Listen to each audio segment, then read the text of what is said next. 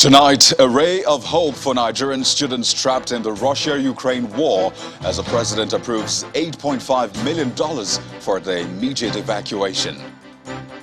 Placard-carrying women groups protest at the National Assembly over failed gender-based bills rejected by both chambers.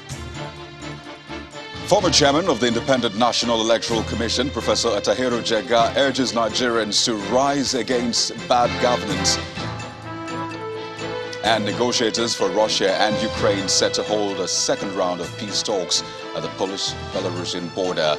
Plus more from our London studio and around the world in 5. On business news tonight, OPEC Plus decides to hold oil production plan steady despite Russia-Ukraine conflict. On sports news tonight, Chelsea billionaire owner Roman Abramovich confirms he is selling London club Chelsea following what he called current situations. And from Abuja, major petroleum marketers and dealers say fuel queues will disappear in the coming week, attribute scarcity to the importation of adulterated petrol.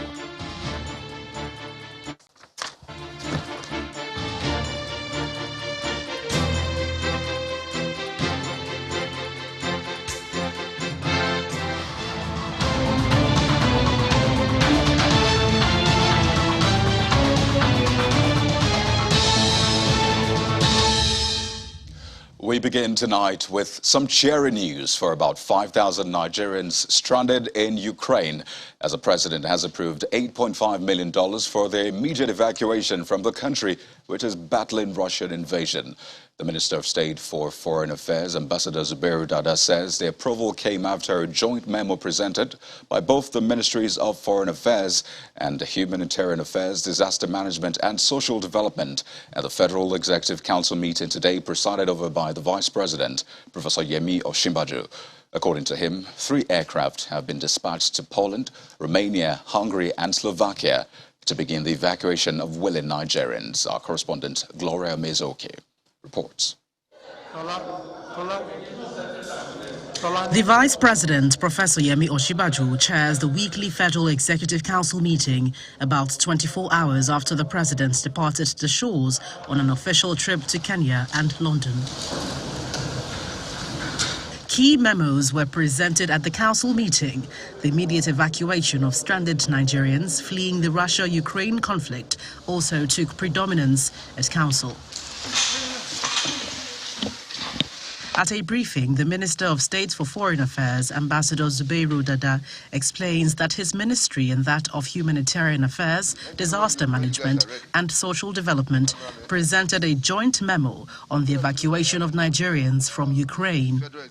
She has told you herself that the memo was in the tune of $8.5 million, which Mr. President has graciously approved. Okay. That, like I said, includes, that provision entails arrangements to evacuate not less than 5,000 Nigerians. Whatever happens, you can be rest assured we are going to run any number of shifts that it will involve. Don't forget that it also involves taking care of those Nigerians that may decide not to come back. According to him, evacuation began from Nigeria's mission in Ukraine, while those registered to be evacuated include 940 persons from Romania, 150 from Slovakia, and 350 from Poland. Thank you very much, my dear sister. On the domestic front, the Minister of Women Affairs has issued a subtle threat to lawmakers who rejected the gender bills during the constitution amendment exercise. I urge all Nigerians to help us pray for the men that killed this bill yesterday in the National Assembly. And I want to assure you that all hope is not lost. But I'm not generalizing all the men in the National Assembly. We have the figures. 72 men in the House of Representatives voted. The minister asserts that actions by the executive towards the role of women are clearly at variance with that of some of the legislators. You will agree with me that women and youths are the greatest voters. And if you negate this huge number of the population of the country that are always consistent to queue in and vote, come rain, come sunshine, then something will surely happen that will change the narrative this coming election. The Women Affairs Minister has vowed to intensify advocacy towards reinforcing a belief in the Gender Equality Bill, while also promising that the covert plans involving civil society organizations will be manifest in the 2023 forthcoming general elections. From the presidential villa, Gloria Umezuke, Channels Television News.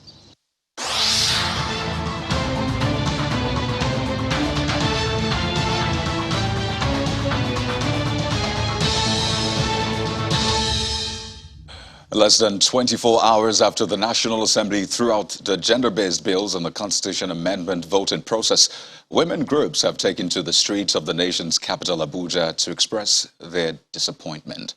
Converging on the gate of the National Assembly, the women are asking lawmakers to take another look at the requests for more seats for women, indigenship, citizenship, 35% representation in party leadership, among other amendments. Our correspondent Kayla Migwa reports.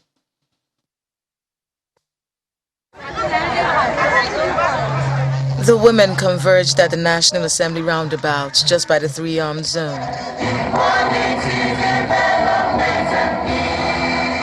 A quick charge from their conveners and they're off to the National Assembly. The gates of the National Assembly are locked and security personnel are stationed behind the gates. But this doesn't deter the women who bear placards and protest signs, chanting protest songs.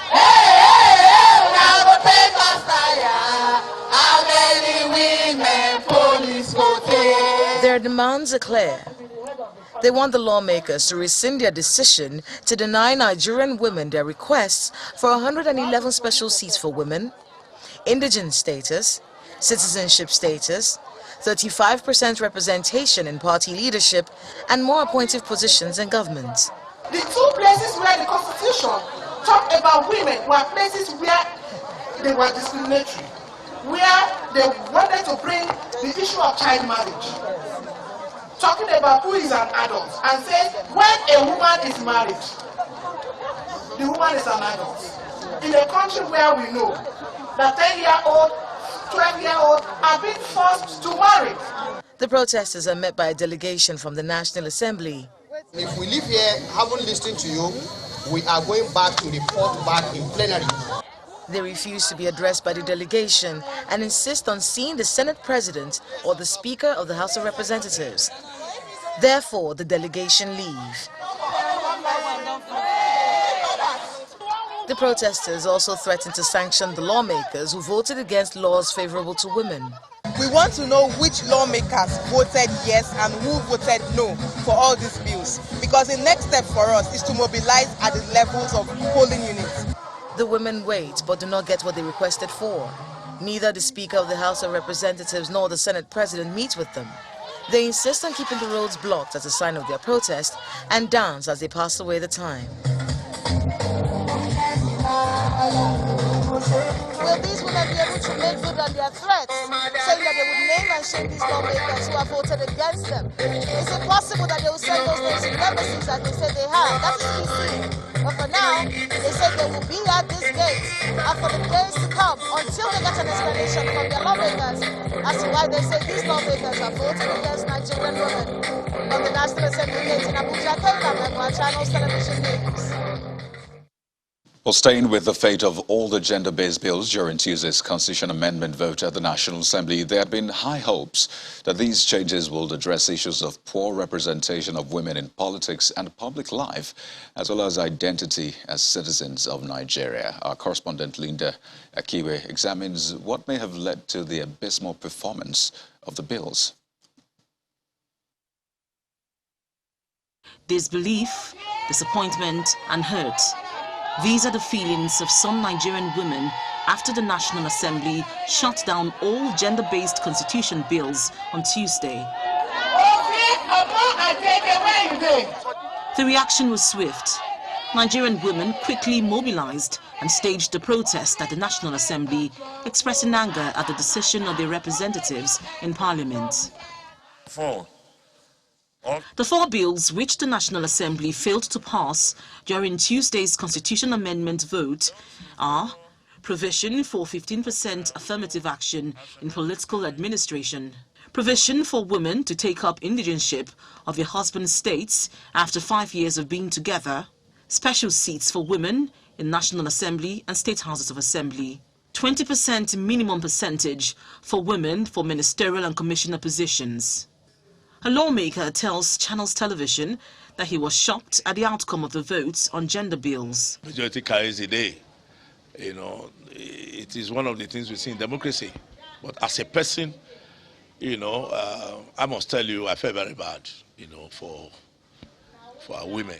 We spoke with some other legislators to find out the reasons for rejecting the bills and the way forward.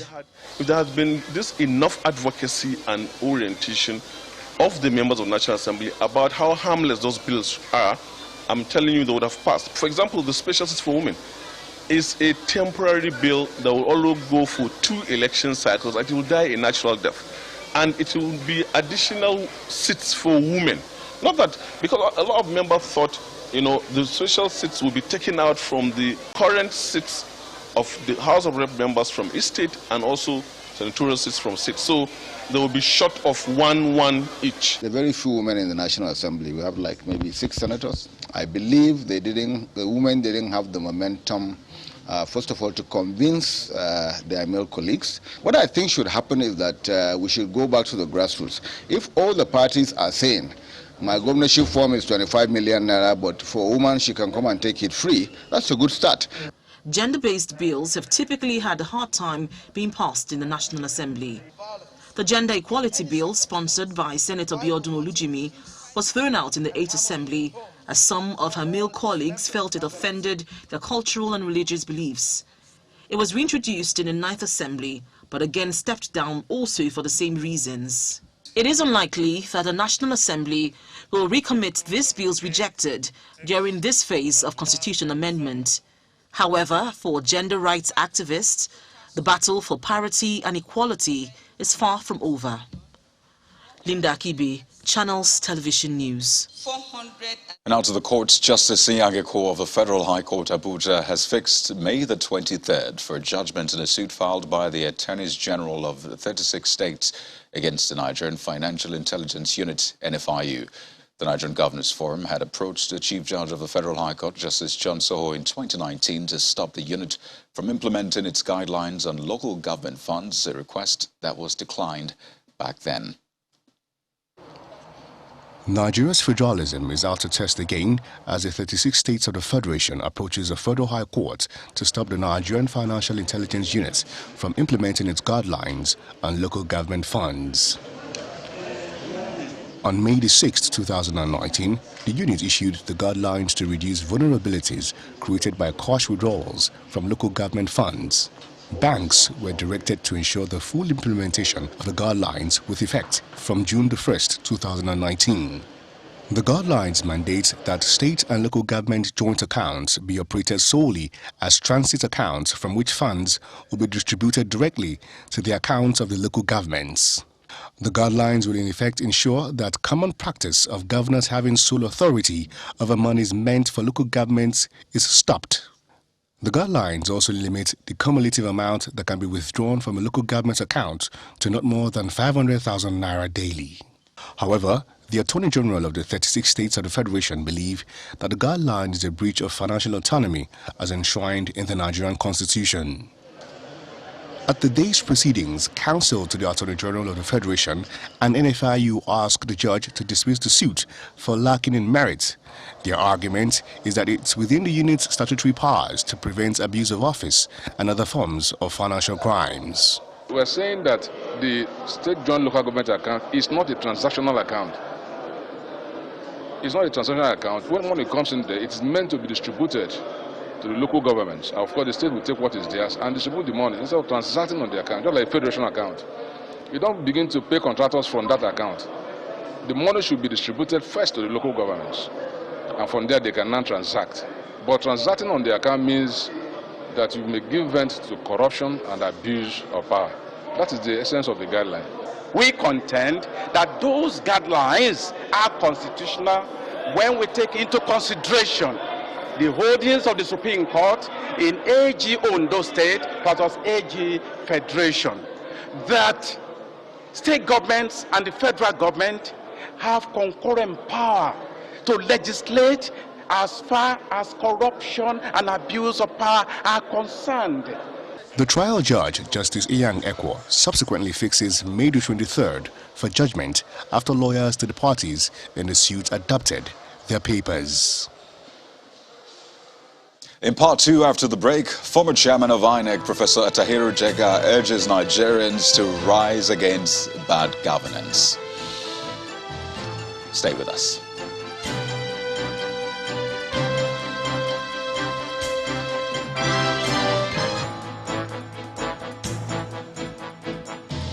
Welcome back. If you've just joined us, you're watching the news at 10, live on Channels Television Lagos. A reminder of our top stories. A ray of hope for Nigerian students trapped in the Russia-Ukraine war as the president approves $8.5 million for their immediate evacuation. Placard-carrying women groups protest at the National Assembly over failed gender-based bills rejected by both chambers.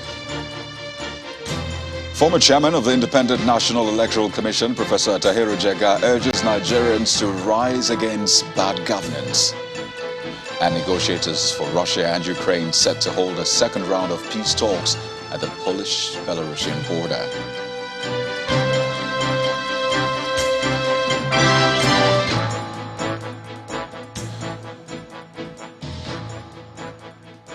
Ahead of the 2023 general elections, former chairman of the Independent National Electoral Commission, INEC, Professor Attahiru Jega, is asking Nigerians, and particularly the organized labor, to rise for the emancipation of the country from what he describes as the devilish alliance of exploiters. Professor Jega, who was speaking at the 2022 Workers' Political Conference organized by the Nigeria Labour Congress in Abuja, believes that the 2023 general elections may be a make-or-break moment for the country. Our correspondent, Emperor Simon, reports. Members of the organized labor from across Nigeria gathered in this hall for the 2022 Workers' Political Conference. So, what Professor Jega is saying... It's an event designed to set the tone for engagement between the organized labor and politicians ahead of the 2023 general elections. And the former chairman of the Independent National Electoral Commission, INEC, Professor Attahiru Jega, who is the chairman of the occasion, charges Nigerians to rise against those he says are bent on running the country aground. Nigerian citizens generally, and the working people in particular, can either continue to play the ostrich on the current trajectory of reckless, senseless, visionless journey towards democratic and socio-economic development and allow the country free fall into imminent self-destruction, which is clearly in sight, or, and this is the big O, they have to wake up, rise and join hands in solidarity for struggles and active engagement in the political process towards national emancipation from what I call the devilish alliance of exploiters, both internal and external, evidently hell-bent on not only eroding Nigeria's natural potentials, but also destroying it. Some of the speakers here, including human rights lawyer Mr. Femi Falana, SAN, believe the organized labor can take the driver's seat in the process of governance. Let's take it from here. That from here, labor leaders are going to reorganize the Labour Party to mobilize all Nigerian workers and all oppressed people in our country to participate actively in the politics of our country.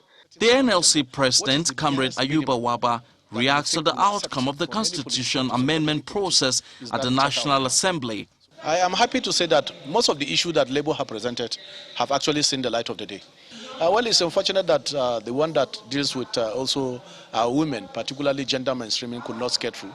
I think we'll go back to the drawing board. At the end of the conference, the organized labor hopes to come up with a document for workers' engagement with politicians ahead of the 2023 general elections. Emperor Simon, Channels television news. Well, a fresh hat has been thrown into the 2023 presidential ring. Let's join Gloria Mezoke in our Abuja studio for this and more. Hi, Gloria. Hello, Kayode. Good to see you indeed. We'll stay with political matters. Renowned banker and economist Mr. Mohammed Hayatuddin has joined the list of those with the intention of contesting the presidential seat in 2023. Mr. Hayatuddin declared his desire to vie for the office of the president under the platform of the People's Democratic Party at a press conference in Lagos. He says he hopes to transform the nation's economy with what he describes as an economic success formula to tackle poverty, which he believes is responsible for the insecurity in the country.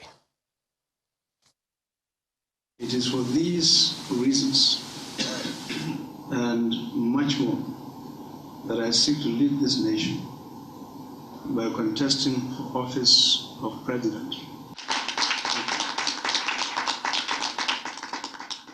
of the Federal Republic of Nigeria, because I deeply and profoundly believe that this country will and must achieve its manifest destiny.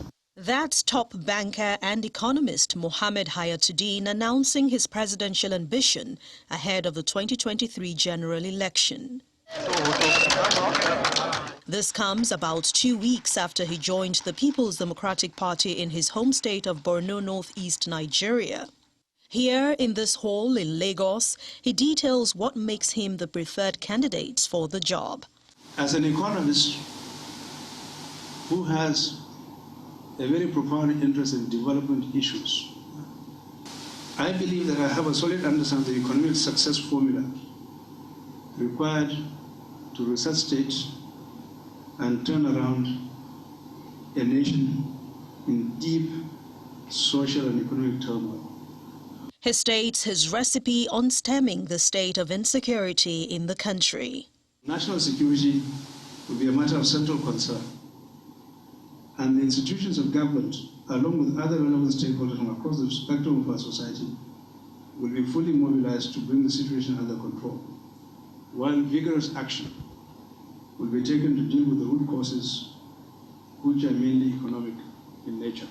Mr. Hayatuddin joining the race for the foremost job in the land, only the electorate will eventually determine whoever clinches the office in the 2023 general elections.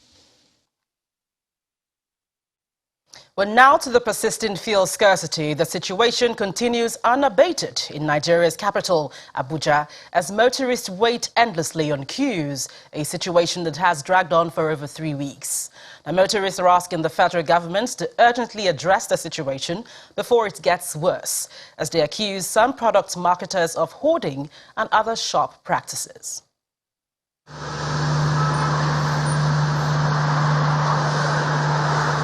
Long queues of motorists at fuel stations are now a regular sight on many highways in Abuja, Nigeria's seat of power.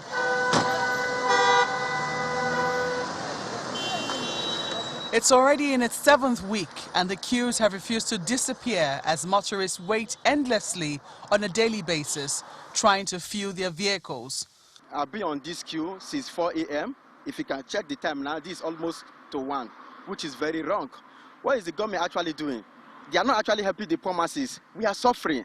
Our cars, there is no fuel inside. We don't know what to do. Please, we are begging the federal government to look at our problem now. At least let this fuel. Let us at least see what we can be able to do. While the queues at the fuel stations persist, the situation is creating a boom for black marketers who sell the product in plastic jerry cans at exorbitant prices. We have, through us from last 2 weeks, it has been, there is to even take 1 naira to our house. It has been terrible. If not to the way Erano is helping us, to even get the one to move sometimes is normal, is something else. Some stations are selling optimally, while some are simply dispensing using a single machine for hundreds of customers. Despite assurances from the relevant authorities, the situation appears not to be abating. The gap that was created by this adulterated product really caused the scarcity. and NNPC are trying to make some sort of interventions, and they are on it. And I'm sure within next week or so, the fuel queues will go down. Since the beginning of this crisis, I don't think there's any day we didn't sell fuel. We sell fuel every day. As I'm talking to you yesterday, we have 22 stations, Abuja zone. We received 20 trucks. Definitely within a week, this one will go up. If we continue getting it regularly. Good promises, some may say, but for many motorists, what could be good news for them at this time is the availability of this product and not just promises that the queues will soon ease off. Meanwhile, more assurances are coming from the Group Managing Director and Chief Executive Officer of NNPC Limited, Malamili Kyari, on the supply of petroleum products across the country. He says that the company has engaged the services of government security agencies to ensure that all products loaded get to the right destination. He also warned airing depots and filling stations that sell above government's recommended band of severe punishments and consequences. We have adequate supply. Supply means that where is it? We have them in marine, we have them in depots. Loadings are going on. If there is no product, you cannot load out of the depots, and therefore 24-hour loadings are taking place, and you will see this change. But of course, you must be mindful of the fact that when people get into the fuel stations, those who will ordinarily buy 3,000 naira fuel will buy 13,000 naira fuel. And this is the real challenge, and it's really panic. That's what we call panic buying. Panic doesn't mean that people are panic, it's just a nice word for it. But what it really means is that people buy more than what they need. And of course, you have to manage this. Until you fill those spaces, you cannot have a station that you are asking. And that's what we are doing, because we are doing more than normal. We are supplying more than half of, more than 1.5 of what is normal, and that will surely fill that gap.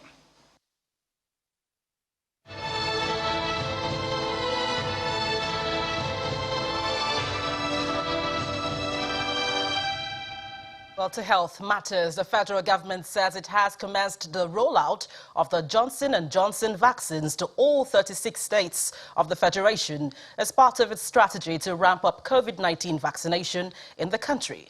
The executive director of the National Primary Healthcare Development Agency, Dr. Faisal Shuaib, stated this in Abuja during the reception of over 869,000 doses of AstraZeneca vaccines by the Japanese government. You will agree with me that what is happening in Nigeria today is beyond a fight against COVID-19. It is actually a battle against the pandemic. This is because of a unique synergy of vaccine hesitancy, disinformation, and huge population of eligible persons we have to deal with in Nigeria. Nigeria has continued to push through these odds, and today we have successfully vaccinated 17.9 million eligible persons with the first dose, and this represents 16% of the eligible population target for vaccination in Nigeria. We have also rolled out the Johnson & Johnson vaccine in Nigeria, and all states have now commenced their utilization because we have deployed the vaccines to each and every state.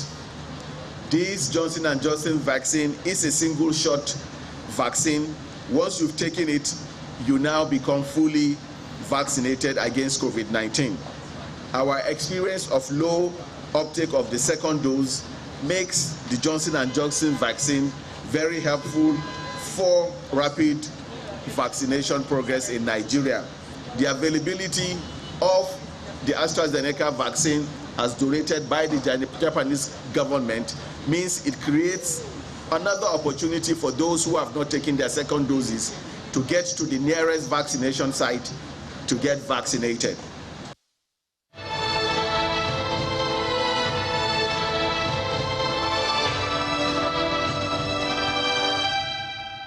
Well, that's it from the nation's capital. It's back to you, Coyote. Well, thanks, Gloria. It's been a run of infrastructural projects commissioning in Rivers State, and now the governor, Nyesom Wike, is adding what can be described as soft infrastructure with the introduction of a social welfare scheme for the citizens. Governor Wike says the scheme will address the basic challenges faced by the people. He was speaking during the commissioning of the Ngbo-Shimini-Nkpo Road in Obiakpo local government area of the state. The River State Governor, Nyesom Wike, arrives at Nkpo community in Obiakpo local government area along with his Bayelsa State counterpart, Adeboye, to commission the Ngbo-Shimini-Nkpo Road. The Ngbo-Shimini-Nkpo Road is 3.5 kilometers of concrete reinforcement with an estimated minimum lifespan of 25 years. Governor Diri, who was the special guest at the event, uses the occasion to make case for the development in the Niger Delta with respect to resource control. People who say oil belongs to Nigeria, yes, we are not arguing about that. But if River State, Bayelsa State, Delta State were not part of Nigeria, will oil belong to Nigeria? If we were in Equatorial Guinea or Cameroon, will Nigeria claim the oil? Give the due to the Niger Delta people. Give the due to the people of Rivers, Bayelsa, Delta, Akwa Ibom, what is their due. People give us 13% and they think that is too much. You give us 13%, you take 87%. And they want to play River State against Bayelsa State. They want to play Delta State against Bayelsa, against Akwa Ibom. We say no. Governor Wike reveals that his administration plans to begin a social intervention system for the people, while asking them to hold their leaders accountable. Yes, we have done road, but there are still hunger, is it not? We have come now for stomach infrastructure. We have come now for social welfare. And so from now henceforth, what we now be doing is to put money in our hands so we can feed and eat and use the road. Because it's only a living person that can use road. Dead people will not use road, not so. So all over the world, government are entitled to create some welfare scheme for their citizens. And that is what we are going to do now. Having done roads, having done schools, having done this, the major thing is this stomach. With the commissioning of the road, the socio-economic life of the people of Nkpo is expected to improve as commercial activities increase. To the glory of God and to the use of mankind, in the name of God the Father, God the Son, and the Holy Spirit.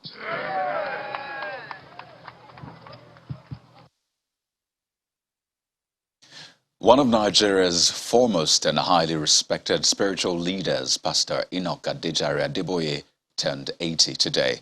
Well, our next report takes a look at the life of the General Overseer of the Redeemed Christian Church of God, a preacher who has been described by many as humble and focused following his dedication to God and service to mankind. Let someone shout hallelujah. That signature phrase is synonymous with one man, Pastor Enoch Adeboye, the General Overseer of the Redeemed Christian Church of God, who turns 80 on March the 2nd, 2022.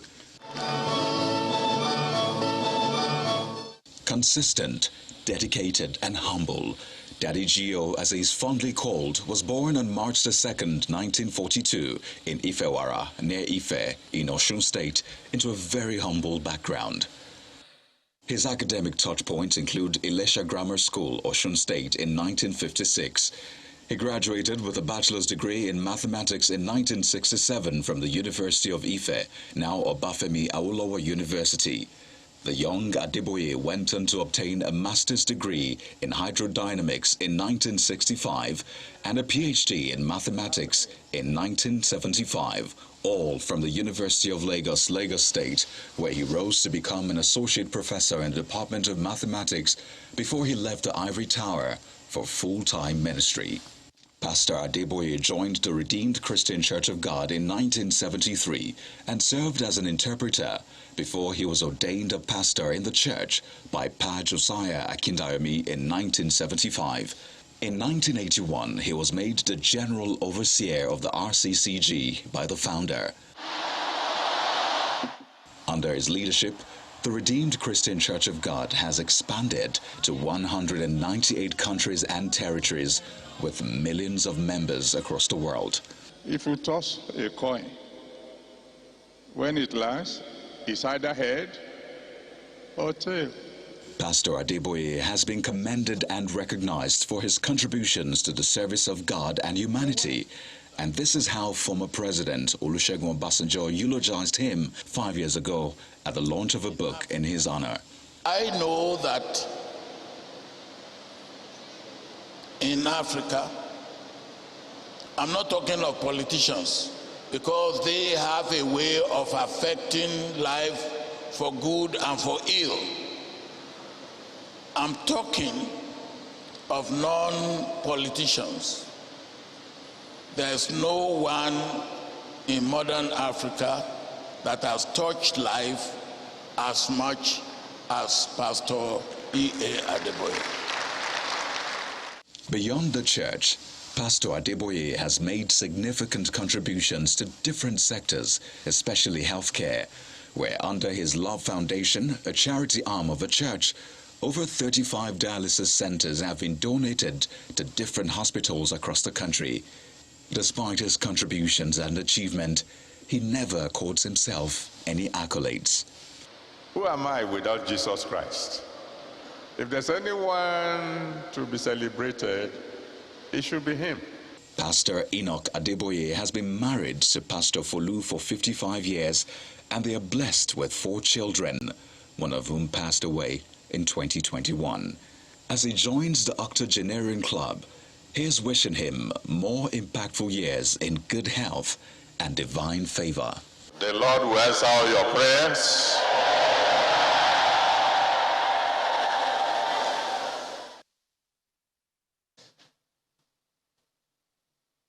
Meanwhile, the president has been felicitating with Pastor Adeboye on his 80th birthday and for dedicating his life to the service of God and humanity. In his message, President Muhammadu Buhari also congratulates Pastor Adeboye's wife, Pastor Foluke Adeboye, his family members, friends and relations.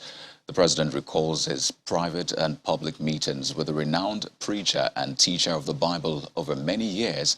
Most remarkably, his visit when the president was recuperating in London in 2017, appreciating Pastor Adeboye's warmth and friendliness, which he also extends to leaders and others from all walks of life.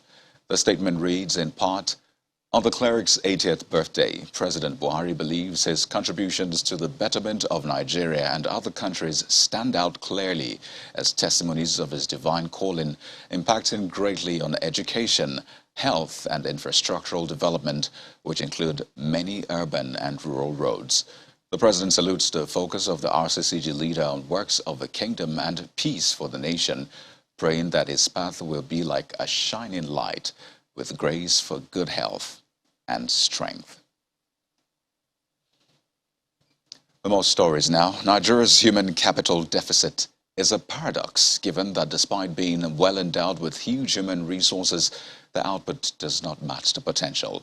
The servant pastor, the senior pastor of the Citadel Global Community Church, Pastor Tunde Bakare, stated this while delivering a public lecture at the 10th anniversary of Elizade University, Ilaramokin, Ondo State.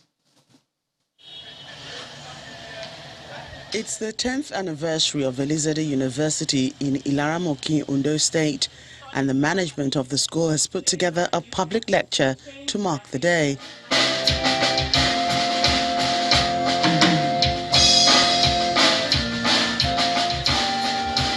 Fiery clergyman Pastor Tunde Bakare is the guest speaker. He bears his mind on how the country can reverse the human capital paradox when a new government is in place after the 2023 elections. Dignitaries from all walks of life are here to tap from the experience of the lecturer, who identifies 4 dimensions in Nigeria's human capital paradox, namely leadership, education, healthcare and labor. Nigeria's leadership paradox is evident in the fact that our country boasts amazing individual talent and skill in about every field of human endeavor at home and abroad in the private sector, yet we suffer a staggering leadership deficit in the public sector. The founder of Elizabeth University, Chief Michael Adeojo, is a fulfilled man, and the reason is not far-fetched. His vision for establishing the university is being realized in his lifetime. I thank God for what he has used this university to bring to this world, particularly Nigeria and particularly my hometown, which I love very much. Speaking earlier, the Vice-Chancellor of the university highlights some of its achievements in the last 10 years. Elizabeth University has so far produced 6 sets of graduates who are blazing the trail in their contributions to the human capital development of the nation. Closely related to this, and within its expansionist endeavor, the university has, during the last academic session, mounted 7 additional undergraduate programs.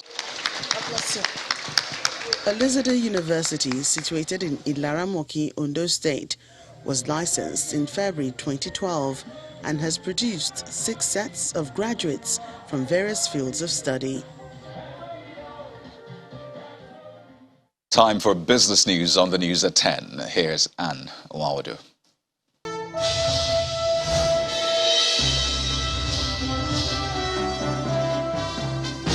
Thanks a lot, Kayode. Hello and welcome to Business News. The Organization of Petroleum Exporting Countries and allies OPEC Plus have agreed to stick to their plan of small output rise of 400,000 barrels per day in the month of April. This decision by the Energy Alliance comes today, despite calls for more crude as prices continue to rally on Russia's supply disruption fears.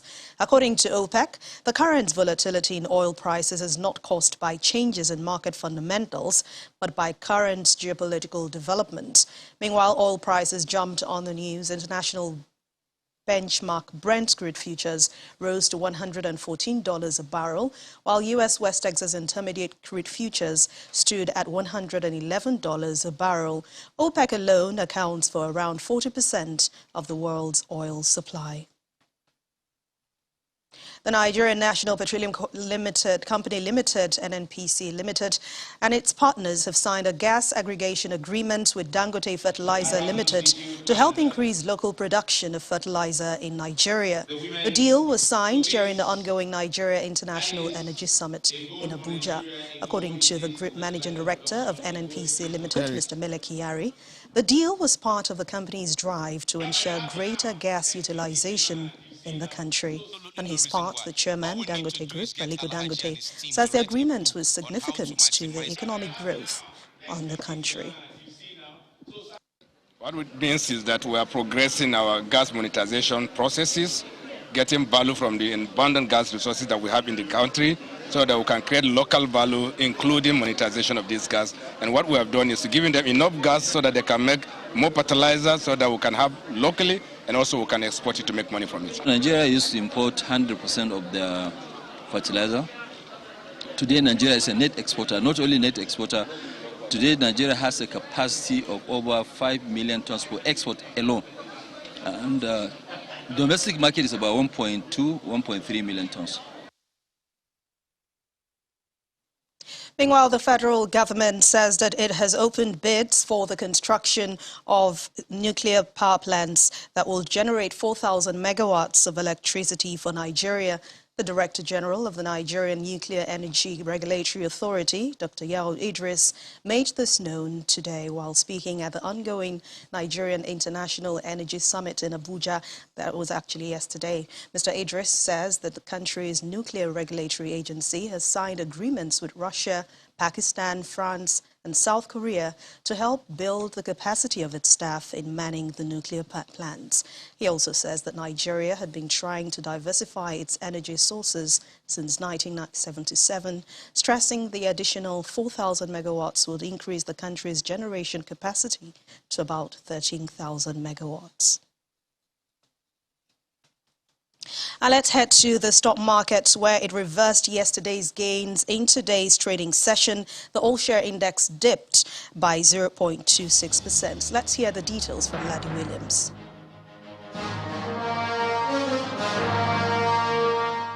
Hello and welcome to the Stock Market Report. Well, today we're having a bit of a pullback in the market. The oil share index is down 0.26%, but still above the 47,303 support level. You know, given the bear as a moment to shine today.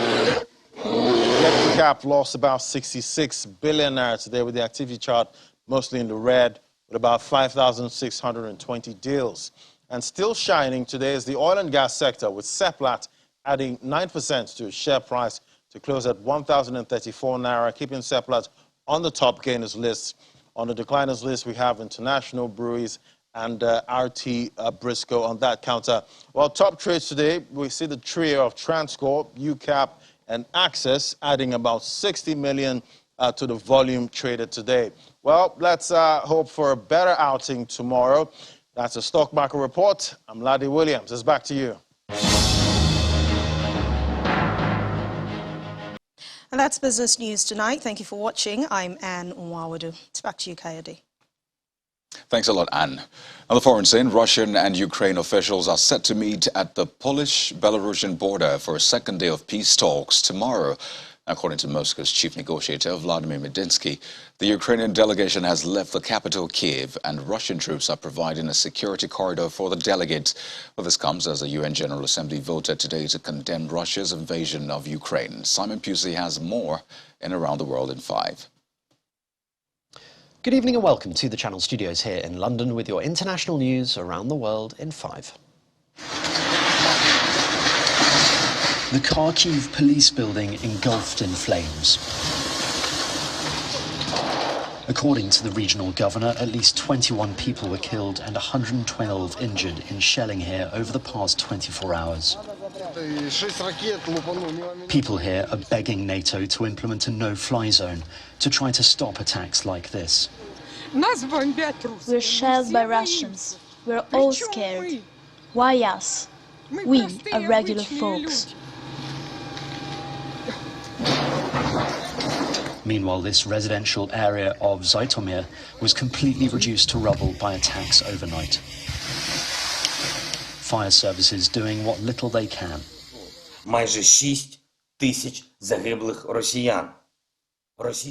President Zelensky has once again pleaded for help, saying Russia wants to erase his country. It is beyond humanity. This rocket strike proves that for many people in Russia, our Kiev is absolutely foreign. They don't know a thing about our history, but they have orders to erase our history, erase our country, erase us all. Russia says it's captured the Black Sea port city of Kherson. If true, this could strangle Ukraine's main supply chain.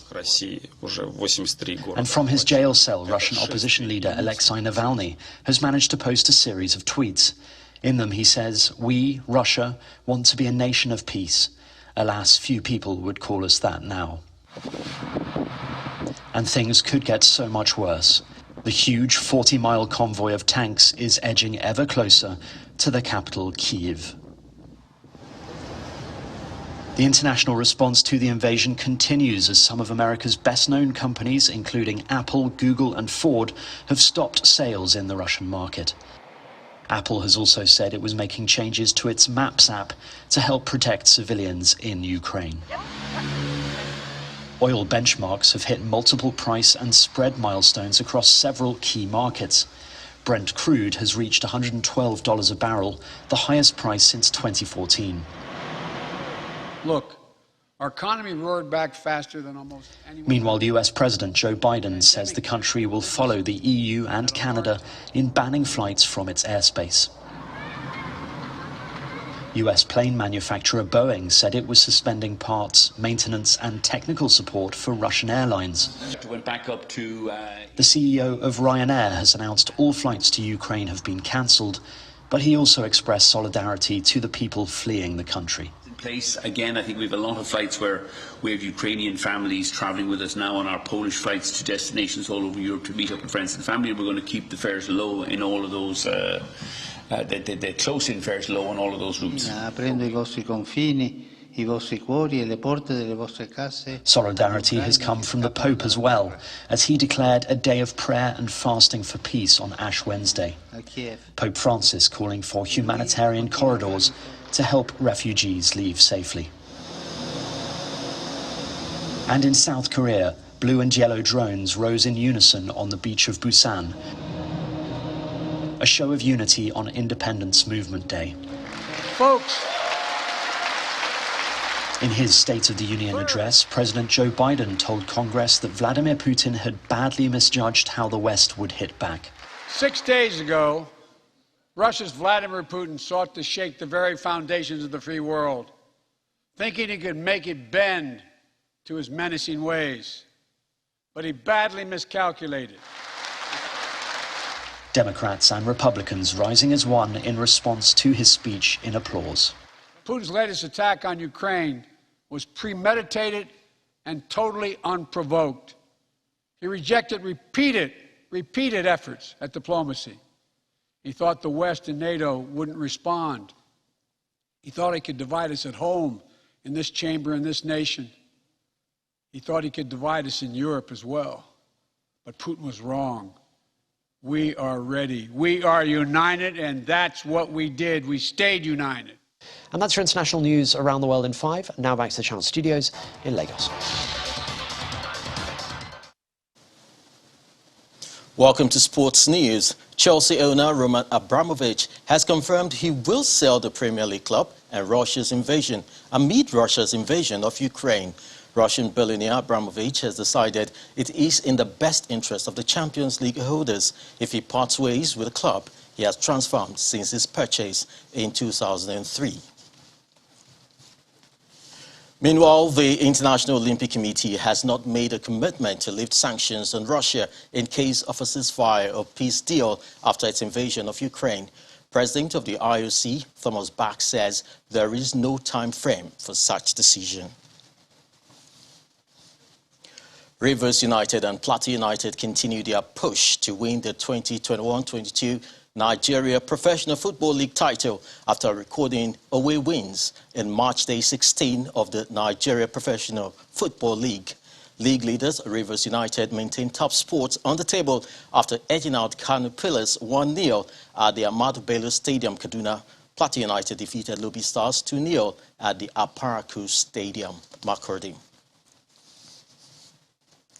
And in the Nigeria Women Football League, Confluence Queens held host Pelican Stars to a 1-1 draw in Calabar. Osun Babes and Nigeria Rattles also played a goalless draw in Oshogbo. Abia Angels defeated FC Robo Queens by a lone goal. Rivers Angels also defeated Delta Queens 1-0. Bayelsa Queens beat visiting Sunshine Queens 3-0. That's Sports News. I'm Chris Alems. It's back to you, Kaide. Well, thanks a lot, Chris. And the main news again. The federal government moved to fulfill its promise to rescue Nigerian students trapped in the Russia-Ukraine war as President Muhammadu Buhari approved a sum of $8.5 million for their immediate evacuation. Also today, one of Nigeria's foremost and highly respected spiritual leaders, Pastor Enoch Adeboye, turned 80. President Buhari felicitated with the clergyman on the attainment of that milestone and for dedicating his life to the service of God and humanity. Well, that's news at 10 for tonight. Thank you for watching. I'm Kayode Kikulu. Good night.